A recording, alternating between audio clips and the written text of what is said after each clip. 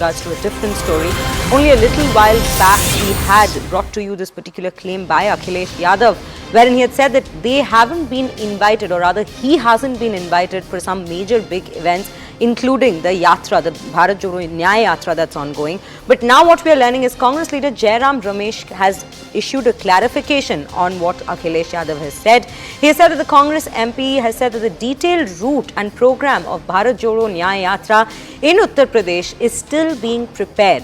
It will be finalized in a day or two, and after this it will be shared with the constituent parties of the I.N.D.I.A Bloc in the state, and his participation in the Bharat Joro Nyaya Yatra will further strengthen the I.N.D.I.A Bloc. Now, the yatra is expected to enter UP on the afternoon of February 16th. This is the particular information we have so far. And currently, we'll now be joined by CNN News 18's Pallavi Ghosh to bring us more information with regards to this breaking news. Pallavi, a very good morning to you firstly. Well, at this juncture, now that Jairam Ramesh has come up to say that the UP plan has still not been fixed, does this seem like a quick cover-up to a particular claim that could have given rise to a bigger rift yet again between the SP and the Congress? Well, I think the Congress is trying to do a certain amount of quick damage control, because they realize that in Bengal also, when these allegations were made by Mamata Banerjee, what really happened, the seat-sharing talks have collapsed, and she kept on making the point that the yatra is something which she was not made a part of, and we saw those roadblocks taking place. I think Jairam Ramesh is making this clarification to preempt a similar situation in Uttar Pradesh. After 42 seats of Bengal, 80 seats in UP are very important. It's very critical, because this is also the state where there is Amethi and Raebareli. So one can understand why the Congress party wants to reassure the Samajwadi party and make the point that we are still working out the details of the yatra. The invite has been sent, and another formal one will be sent as well. Right, Pallavi. So, Pallavi, at this juncture, what we see, we've seen the number of rifts, or rather tensions, that have arisen between the Samajwadi Party and the Congress in the recent past itself. Though Akhilesh Yadav lately has been maintaining that there is no longer any more tension between the Congress and the SP, is that completely true at this juncture? I don't think Akhilesh Yadav has completely said that there's no tension. I think what he's also tried to say is that the Congress party really needs to be very realistic. It's already announced that 11 seats are something what it's going to be offering. The Congress wants 20 to 25. The Samajwadi party has already declared tickets on 16 seats. I think the messaging is very clear that the Congress party will have to understand that on the basis of their vote share and the seat share, they cannot be asking for more than 11. As I said, Amethi and Raebareli will become critical. On these two seats, will the SP not put up any candidate, or it will be a friendly fight and give a complete support in terms of backing and backroom talks as far as the Congress goes? That will become important.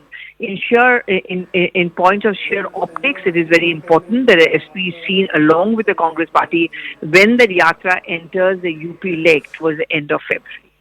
Right, Pallavi. Pallavi, do stay with us. Right now we have another reaction that's coming into this story. Let's first have a look at that.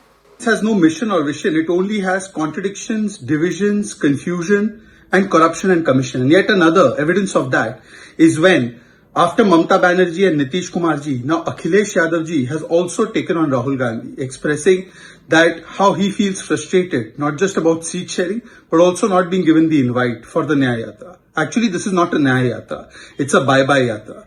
Before the Yatra started, Mayawati ji said bye-bye. Then Mamata Didi said bye-bye. Then Aam Aadmi Party in Punjab said bye-bye. Then in Bihar, Nitish Kumar ji said bye-bye. Janta is every day saying bye-bye. And now, Akhilesh Yadav ji is also in a similar mood. Therefore, on the one hand, people are saying Jai Shri Ram after the Ram Mandir Pran Pratishtha. But as far as India Alliance is concerned, neither the Pran is left, nor is the Pratishtha left. And people are saying Ram Naam Satya Hai. Right, so that was BJP Shehzad Poonawalla also commenting on this particular remark that's coming from Akhilesh Yadav. We'll cut across back to Pallavi, who continues to being with us on this broadcast. Pallavi, coming to you, the BJP has consistently maintained that this alliance that had been formed has only confusion that is underway within themselves, and one by one the allies have been isolating Congress. Right now, how crucial is this SP-Congress alliance, especially for their votes in the northern belt of India, especially Uttar Pradesh? 80 seats. So 80 seats are very important, even though the Ram Mandir has given a huge edge to the BJP. But there are a couple of seats on which the Congress or the SP are quite hopeful that they would be able to hold on to their own. It's not just about UP, it's also about the larger objective to show that the India Front Alive is very much kicking and alive, despite what happened in Uttar Pradesh, in Bengal, and also what has happened in Bihar. And it cannot afford, the Congress certainly, and in fact the India Front cannot afford to lose out on Akhilesh Yadav as well. So I think that's also one of the main reasons why Jairam Ramesh has quickly tried to reassure the Samajwadi Party, and of course the BJP already getting an issue here. Right, right, Pallavi. So, Pallavi, at this point, it's also crucial to see how far the Congress, or to what extent the Congress also goes to keep the ally, which is Samajwadi Party, happy inside the alliance. Any particular comment on that?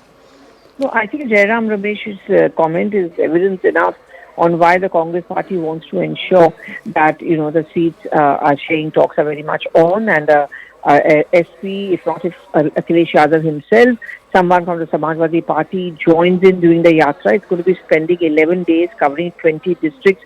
The longest the yatra is going to be spending in Uttar Pradesh. Last time round, it had actually gone only to 3 districts and spent just 2 days.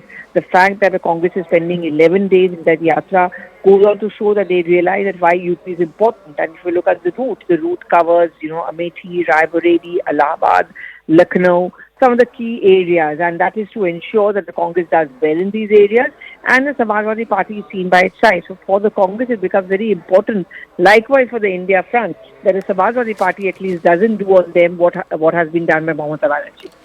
Right, right, Pallavi. Pallavi, thank you for bringing us all those details and context into what's ongoing currently within the I.N.D.I.A bloc and between the Samajwadi Party and particularly also with Congress.